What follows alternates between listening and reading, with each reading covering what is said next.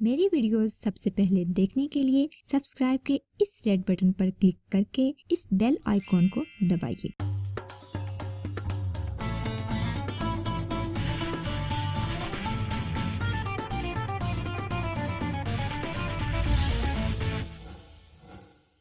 السلام علیکم ویورز، میں ہوں میمونہ مسلمہ اور آپ کو اس ویڈیو میں ویلکم کہتی ہوں۔ آج کی ویڈیو بھی رمضان المبارک سے متعلق ہے اور خاص طور پر ان لوگوں کے لیے ہے جو موٹاپے کا شکار ہیں۔ مزید یہ ان لوگوں کے لیے بھی ہے جو کھانے کی کوئی ترتیب نہیں رکھتے، کیونکہ رمضان المبارک میں عام دنوں کے مقابلے میں روٹین بالکل ڈسٹرب ہو جاتی ہے، جس کی وجہ سے کچھ لوگ تو زیادہ کھانا پینا شروع کر دیتے ہیں اور کچھ بالکل کھانا پینا چھوڑ کر بیٹھ جاتے ہیں، کیونکہ روٹین ڈسٹرب ہونے کی وجہ سے ان کی بھوک بھی ڈسٹرب ہو جاتی ہے۔ اور پھر نتیجہ کیا ہوتا ہے؟ یا تو پہلے سے بھی زیادہ موٹے ہو جاتے ہیں یا پھر عید والے دن ایسا منہ لے کر پھرتے ہوتے ہیں جیسے پورے سال کا بھوکا ہو۔ Sorry for that. میں آپ کی خوراک کو ترتیب دینے کے لیے 3 حصوں میں تقسیم کروں گی: سحر، افطار اور ڈنر۔ آپ کے نزدیک تو یہ 2 گروپس ہوں گے، سحر اور افطار، اور سوچ رہے ہوں گے یہ تیسرا گروپ کہاں سے آ گیا۔ اب میں بتاؤں گی کہ آپ کو ان تینوں حصوں میں کیا کیا کھانا چاہیے اور کیا نہیں، تو دیکھتے رہیے یہ ویڈیو۔ موٹاپے کا شکار لوگ سارا سال رمضان شریف کا انتظار کرتے ہیں کہ روزے رکھ کر شاید وہ اپنا وزن کچھ کم کر سکیں، لیکن معلومات نہ ہونے کی وجہ سے وہ بہت سی ایسی چیزیں بھی کھاتے رہتے ہیں جو انہیں نہیں کھانی چاہیے، اور روزوں کا ان کی طبیعت پر کوئی اثر نہیں ہوتا۔ چلیے باتیں تو بہت ہو گئی، اب میں بتاتی ہوں آپ کو کرنا کیا ہے۔ رمضان میں سب سے زیادہ جس چیز کی آپ کے جسم کو ضرورت ہوتی ہے وہ ہے پانی، لیکن اس کا مطلب یہ نہیں کہ بس پانی ہی پیتے جائیں اور کچھ کھائیں ہی نہیں۔ پہلے میں موٹاپے کے لیے بتا دیتی ہوں کہ ایسے ڈرنکس اور مشروبات کا استعمال کریں جو آپ کو سارا دن بھوک یا پیاس نہ لگنے دے۔ اس کے متعلق میری ویڈیو آپ اس کارڈ پر کلک کر کے بھی دیکھ سکتے ہیں۔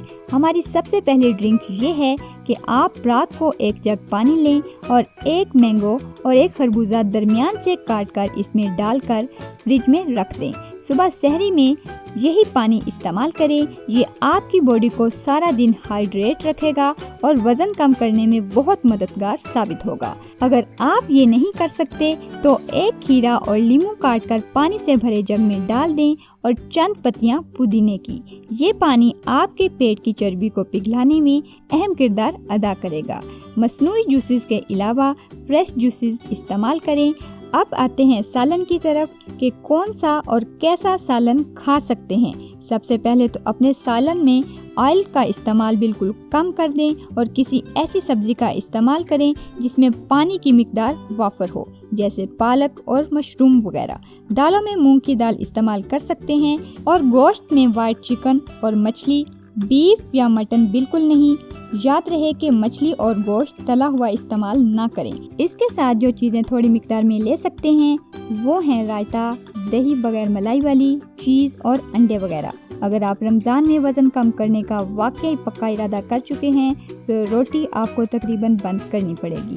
پراٹھے کے بجائے 1 آدھ چپاتی کھا لیں، یا جئی کا دلیا جسے اوٹس کہتے ہیں وہ استعمال کیجیے۔ نمک کا استعمال کم سے کم کریں، کیونکہ نمک آپ کی پیاس کو اور بڑھائے گا۔ دودھ کی جگہ بغیر مکھن والی لسی، جسے بٹر ملک یا چھاچھ کہا جاتا ہے، استعمال کر سکتے ہیں۔ اگر آپ عام چائے کا استعمال کرتے ہیں تو اس کی جگہ گرین ٹی یا گرین کافی یا ویٹ لاس ٹی استعمال کریں۔ باقی اگر آپ کو بھوک بہت زیادہ لگتی ہے تو اس کے لیے ایک حل یہ ہے کہ رات کو 1 پیالی دودھ میں 4 سے 5 انجیر بھگو کر رکھ دیں، اور سحری کرنے کے بعد تو اسے اسی دودھ میں میش کر کے چمچ سے کھا لیں۔ اس سے سارا دن آپ کا پیٹ بھرا بھرا محسوس ہوگا۔ یہ بھی ویٹ لاس کرنے کے لیے بہت زبردست ٹپ ہے۔ انجیر تھوڑی مہنگی ہے، اگر نہیں لے سکتے تو اس کی جگہ ساگودانے کی کھیر بھی کھا سکتے ہیں۔